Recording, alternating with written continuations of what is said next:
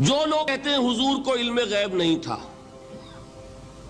اور جو کہتے ہیں تھا، بدقسمتی سے دونوں نے ڈیفینیشن علیحدہ کر لی۔ جو ڈیفینیشن نفی کرنے والوں نے کی ہے اس کی وجہ سے، اس کے اعتبار سے واقعتاً نہیں تھا۔ انہوں نے ڈیفینیشن یہ کی ہے، تعریف یہ کی ہے، وہ علم جو خود حاصل ہو جائے، اللہ کا عطا کردہ علم جو ہے وہ کہتے وہ غیب نہیں ہے۔ تو وہ بھی مانتے ہیں کہ ہر علم جو حضور کو حاصل ہے وہ اللہ کا عطا کردہ۔ میں سائی والی میں یہ سارے مرحلے میں نے طے کیے نا اپنے زمانہ طالب علمی میں۔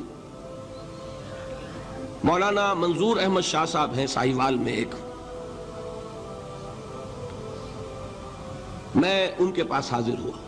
میں نے کہا جی یہ مسئلہ کیا ہے علم غیب کا، مجھے ذرا سمجھائیں۔ انہوں نے ایک کتاب اپنی نکالی کہ دیکھیے صاحب، ہم حضور کے علم کے بارے میں یہ باتیں مانتے ہیں۔ حضور کا علم حادث ہے، قدیم نہیں ہے۔ حضور کا علم محدود ہے، لا محدود نہیں ہے۔ حضور کا علم عطا کردہ ہے، ذاتی نہیں ہے۔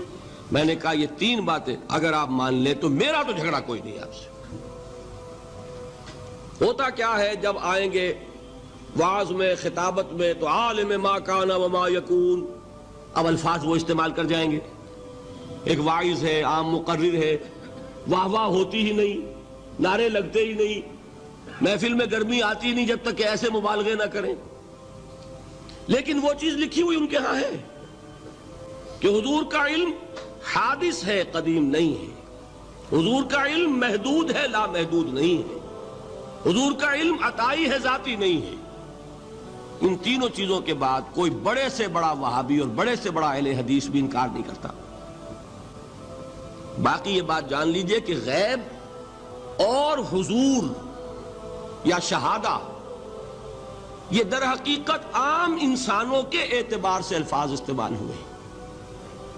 جب قرآن میں کہا جاتا عالم الغیب والشہادہ، اللہ غیب اور جو ظاہر ہے یا موجود ہے سب کا جاننے والا ہے، تو مجھے بتائیے اللہ کے لیے کوئی غیب ہے؟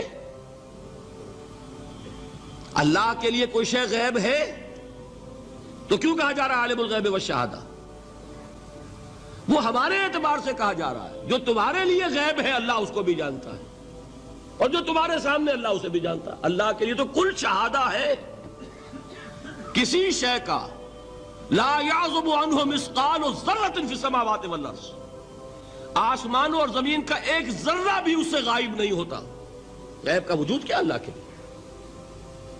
تو یہ الفاظ مستعمل ہیں ریلیٹو ہمارے اعتبار سے، اور ہمارے اعتبار سے جو شے غیب ہے اس میں سے ایک حصہ اللہ دیتا ہے نبی کو، تبھی تو نبی بنا۔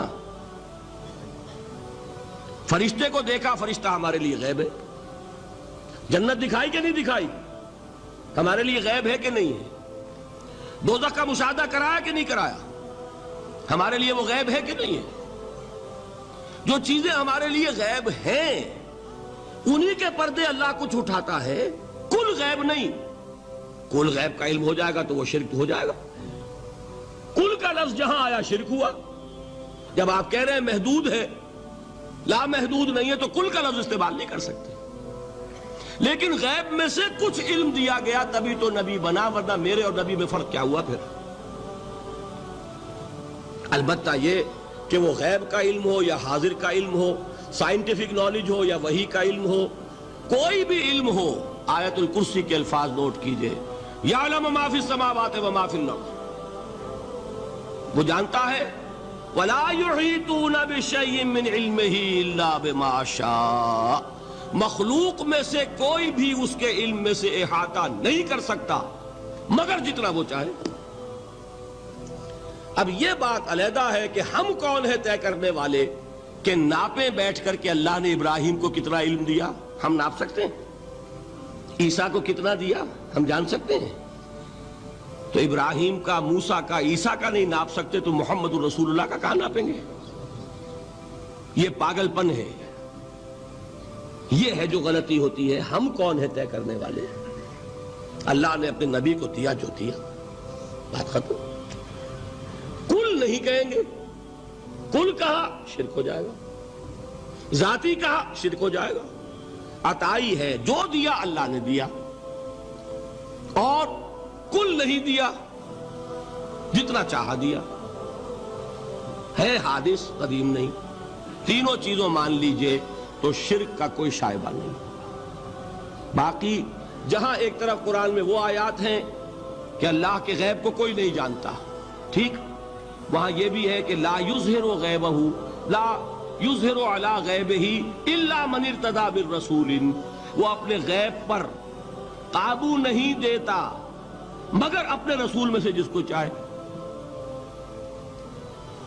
یہ دونوں آیتیں قرآن کی ہے کہ نہیں؟ اسی لیے در حقیقت جو غیب کی نفی کرتے ہیں حضور سے، وہ کہتے ہیں کہ از خود معلوم ہونے والی شے غیب ہے۔ ہم کہتے ہیں از خود تو کوئی بھی شے کسی کو معلوم نہیں، ہمیں حاضر کا علم بھی اللہ ہی دیتا ہے تو ہوتا ہے، غیب کا تو بہت دور کی بات ہے۔ یہ مسئلے بڑے سیدھے ہیں، خام خواہ ہم نے پیچیدہ بنایا ہوا ہے، خدا کے لیے ان مسئلوں کو سلجھائیے۔ حضور کو علم غیب حاصل تھا یا نہیں، اس میں جو اصل ٹرک ہے، مسئلے کو حل کرنے کے لیے جو اصل کلید ہے وہ کیا ہے؟ پہلے غیب کو معین کر لیں، غیب کسے کہتے ہیں؟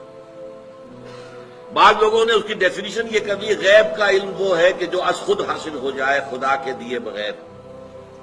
اس معنی میں تو کسی کو کوئی علم حاصل ہی نہیں، کوئی اختلاف ہو نہیں سکتا۔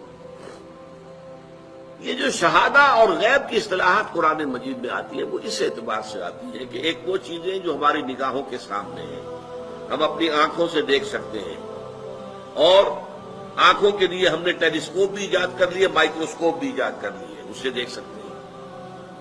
ایک وہ عالم ہے جو ہماری نگاہوں سے پوشیدہ ہے، فرشتے ہماری نگاہوں سے پوشیدہ ہے، وہ نہ ٹیلیسکوپ سے نظر آئیں گے نہ مائکروسکوپ سے نظر آئیں گے۔ عالم آخرہ، جنت دوزخ ہماری نگاہوں سے پوشیدہ ہے، یہ عالم غیب ہے ہمارے لیے۔